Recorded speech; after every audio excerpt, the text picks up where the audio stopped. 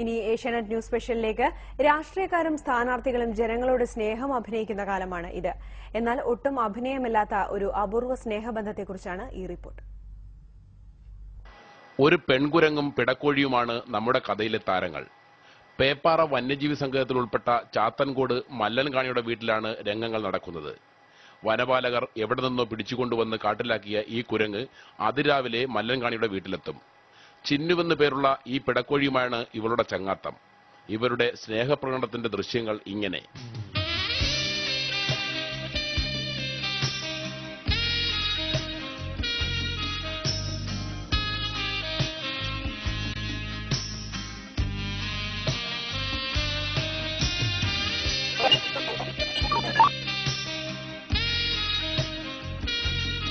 ചിലപ്പോൾ ഇവർ മരത്തിന്റെ മുകളിലായിരിക്കും, ചിലപ്പോൾ സുഖമായി ഉറങ്ങും.